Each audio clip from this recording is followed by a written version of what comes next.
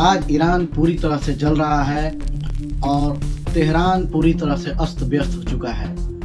आज हम बात करेंगे कि ईरान में ऐसे हालात क्यों हुए, साथ ही साथ वो इंडिया के प्रोपेगेंडा वाले कहाँ चले गए जो कि हमेशा अपना छाती पीटते रहते हैं। ईरान की क्या ऐसी नीति थी जिसके कारण आज अमेरिका को बैकफुट पे जाना पड़ा। सबसे पहले हम बात करते हैं उन प्रोपेगेंडा वालों के बारे में। आपको याद होगा कि फिलीपींस और इजराइल के समय जब युद्ध चल रहा था तो कुछ प्रोपेगेंडाधारी इंडिया के पूरे रोड पे प्रोटेस्ट करते नजर आ रहे थे और काफी छाती पीट रहे थे।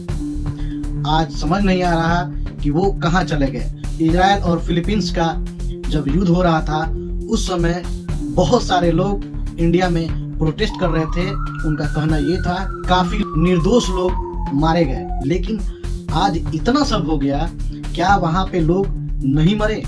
जो लोग उस समय छाती पीटते नहीं थकते थे वो आज अपने घर से बाहर भी नहीं निकल रहे हैं और कुछ कमेंट भी नहीं कर रहे हैं। पता नहीं, हमें तो ये समझ में नहीं आ रहा है कि क्या ईरान में मरने वाले लोग मुसलमान नहीं हैं या वो इंसान नहीं है। इन सारी बातों पे अगर हम नजर डालते हैं तो एक बात तो हमें समझ में आती है कि इंडिया में कुछ प्रोपेगेंडा करने वाले लोग जो ये सारी घटनाएं करते हैं, जैसे प्रोटेस्ट करना या टीवी पे आके इंडिया के खिलाफ और उस समय जो इजराइल के खिलाफ बड़ी बड़ी बातें कर रहे थे, उन्हें इस तरह का प्रोपेगेंडा करने के लिए उन्हें कहीं ना कहीं से बाहर से फंडिंग आती है, जिनके तहत ऐसे प्रोपेगेंडा को वो लोग महत्व देते हैं और आगे बढ़ाने का काम करते हैं। आपको एक बहुत ही चर्चित घटना याद होगी जो 2022 की है। ईरान में एक महिला को पुलिस ने मार डाला था। तो उसका कसूर बस इतना ही था कि उसने सही ढंग से हिजाब नहीं पहना था और जिसके कारण उसके कुछ बाल दिख रहे थे, जिसकी वजह से पुलिस ने उसे इतना मारा कि वो बेचारी मर ही गई। आज उसी का खामियाजा ईरान को भुगतना पड़ रहा है। आज ईरान में फ्री ईरान के प्रोटेस्ट किए जा रहे हैं, फ्रीडम के लिए प्रोटेस्ट किए जा रहे हैं। ईरान में फ्री इस्लाम के लिए भी प्रोटेस्ट किया जा रहा है। साथ ही साथ खेमनई के पोस्टर भी जलाए जा रहे हैं। आज ईरान के इंटरनेट, लैंडलाइन, फ्लाइट पूरी तरह से बंद हो चुके हैं। आज लाखों लोग इस्लाम को छोड़ के एथलिस्ट बन चुके हैं। आज ईरान पूरी तरह से जल रहा है और तेहरान पूरा अस्त व्यस्त हो चुका है। ईरान में चारों तरफ पुलिस के सायरन ही गूंज रहे हैं। अमेरिका और रूस ईरान पर इस तरह अपनी पैनी नजर गड़ाए हुए हैं कि उन्हें सिर्फ मौका मिले ईरान के साथ वही करे जो उन्होंने वेनेजुला के साथ किया। अभी ईरान और अमेरिका के बीच जो युद्ध होने वाले थे या जो ईरान में प्रोटेस्ट हो रहा था, उस पे अभी अमेरिका बैकफुट पे क्यों चला गया? ईरान के पास क्या ऐसी विदेश नीति थी जिसके वजह से अमेरिका को पीछे हटना पड़ा? जब प्रोटेस्ट हो रहा था 13 जनवरी को ट्रंप ने कहा कि ईरान के प्रोटेस्ट कर रहे लोगों की मदद जो भेजी जानी है वो रास्ते में है, वो घबराए नहीं, वो प्रोटेस्ट करते रहे, उनके लिए मदद अमेरिका भेज रही है।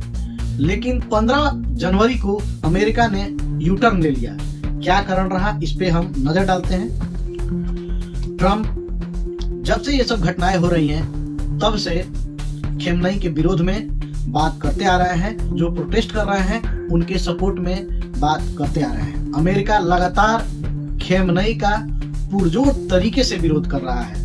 ईरान के पूर्व राजा के बेटे पहलवी प्रोटेस्टधारियों को पूरी तरह से मोटिवेट कर रहे हैं कि उन्हें घबराने की कोई जरूरत नहीं है, क्योंकि आपके ऊपर अमेरिका नजर गड़ाए हुए है, आपको कुछ होने नहीं देंगे, आप प्रोटेस्ट करते रहिए।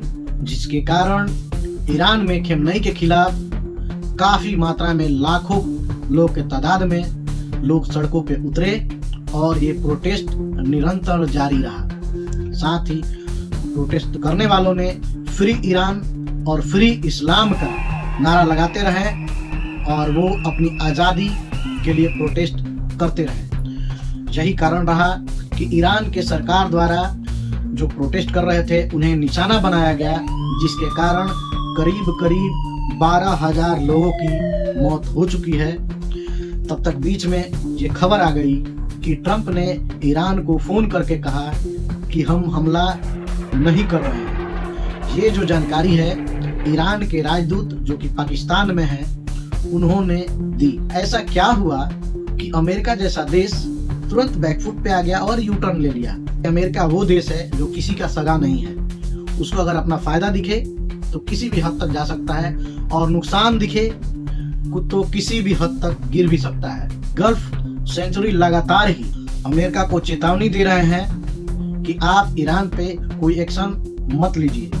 साथ ही गल्फ सेंचुरी का कहना है कि अभी माहौल सही नहीं है, क्योंकि गल्फ काउंसिल का कोई भी एक्सपोर्ट ईरान के बिना संभव नहीं है। ईरान के स्ट्रेट ऑफ हॉर्मस के जरिए ही गल्फ और अमेरिका के बीच एक्सपोर्ट होना संभव है, जो कि ईरान में युद्ध होने के कारण अमेरिका और गल्फ के बीच ट्रेड में काफ़ी नुकसान हो सकता है, जिसके कारण आज अमेरिका बैकफुट पे चला गया है।